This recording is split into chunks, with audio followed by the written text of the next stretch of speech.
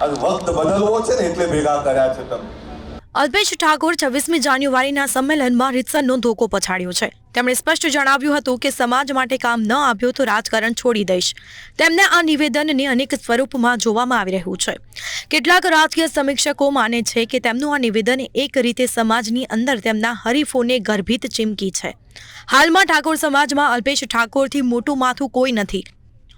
હવે જો તેઓ જ રાજકારણમાંથી નીકળી જાય તો ઠાકોર સમાજને તેમના જેવી પ્રતિનિધિત્વ ઊભું કરતા સમય થઈ જાય તેમ છે અને તેથી અલ્પેશ ઠાકોરે તક જોઈને સમાજમાં તેમના જ વિરોધીઓને સાણસામાં લેવા માટે સમાજના જ પ્લેટફોર્મનો ઉપયોગ કર્યો છે। रात नहीं ख्वाब बदलता है, बोलो ने,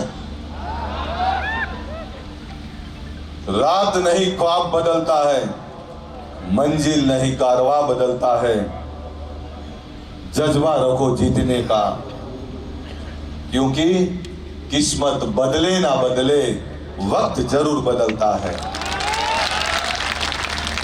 खबर पड़ा है? रात नहीं ख्वाब बदलता है,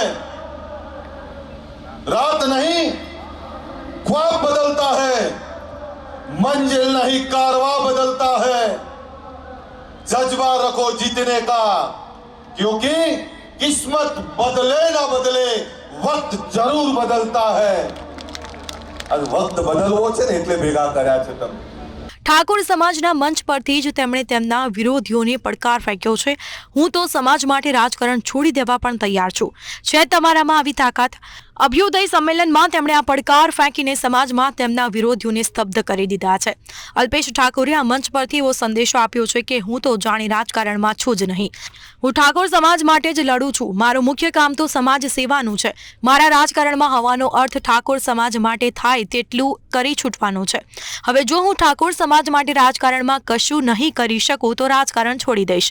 મારા માટે સમાજ જ સર્વસ્વ છે, રાજકારણ નહીં। આમ અલ્પેશ ઠાકોરે સમાજમાં તેમના રાજકીય હરીફોને સીધો સંદેશો આપી દીધો છે। પોતાના ઘરનો મોભી હોય એ રીતે જ મને રાખ્યો છે। સાહેબ, અમારી ગુજરાત ક્ષત્રિય ઠાકોર સેના એ મારું હૃદય છે, મારો આત્મા છે, આ સમાજ મારો આત્મા છે। સાહેબ, મેં તો રાજનીતિ પણ આ લોકો માટે જ પસંદ કરી છે।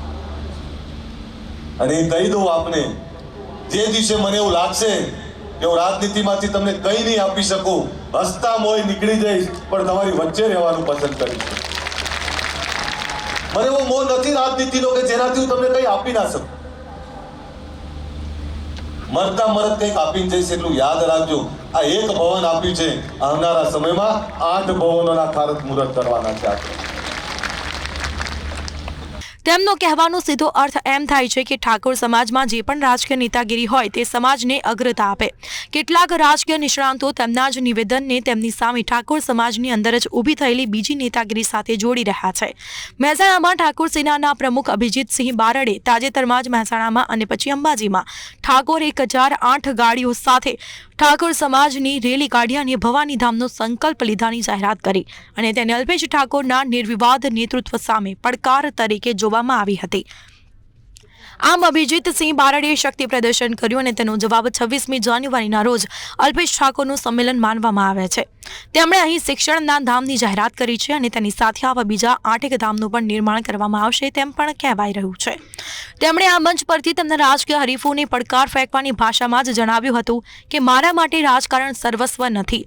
તેમનું કહેવું હતું કે અલ્પેશ ઠાકોર રાજનીતિ કરતા જ નથી, તે ફક્ત સમાજના ભલા માટે કામ કરે છે અને તેથી જે લોકોની પણ રાજકારણ કરવાની ઈચ્છા હોય તેમણે રાજકારણ ન કરવું પણ સમાજનું ભલું કરવું। સમાજનું ભલું ન થાય તો રાજકીય પ્રતિનિધિત્વનો કોઈ અર્થ નથી એમ તેમણે જણાવ્યું। તેથી સમાજમાં નીકળી પડેલા નવા સવા નેતાઓએ રાજકારણ કરવું હોય તો કરે, પરંતુ સમાજના હિતને હંમેશા ધ્યાનમાં રાખે। બીજા શબ્દોમાં કહીએ તો ઠાકોર સમાજમાં વૈકલ્પિક નેતાગીરી ઊભી કરવા માંગનારાઓને તેમણે પડકાર ફેંક્યો હતો કે તેઓ સત્તા કે રાજકારણ ન કરે પણ સમાજનું ભલું કરે। આજે અલ્પેશ ઠાકોરે ઠાકોર સેના રચી, યુવાનોને વ્યસન મુક્ત કર્યા અને સમાજ જાગૃતિ અભિયાનમાં જોડાયા, શિક્ષણ સાથે કારોબાર સાથે જોડાયા, સરકારી નોકરીઓમાં જોડાવા પ્રેર્યા, મહિલા શિક્ષણ અને સશક્તિકરણ માટે પ્રયત્નો કર્યા। આમાંનું કંઈક તો કરી બતાવે। આમાં અલ્પેશ ઠાકોર ક્યાં રાજકારણ રમ્યા તે બતાવો। તેમના આ બધા કામો સામાજિક ઉત્થાન કે સામાજિક ઉત્કર્ષના જ કામો છે। ઠાકોર સમાજના બીજા કયા રાજકારણીઓ આ પ્રકારની કામગીરી કરવામાં સફળ રહ્યા? અને જેથી સમાજ ઉપર તેની સારી છાપ છૂટે, સમાજની તાકાત ખરેખર વર્તાય, સમાજ રાજ્યના રાજકારણમાં પણ સક્રિય ભૂમિકા અદા કરીને નવા શિખરોને સ્પર્શવા તરફ કૂચ કરે. હવે જોવાનું એ છે કે અલ્પેશ ઠાકોરે ફેંકેલી આ ગુગલીનો ઠાકોર સમાજમાં જ તેમના હરીફો કયા પ્રકારનો જવાબ આપે છે.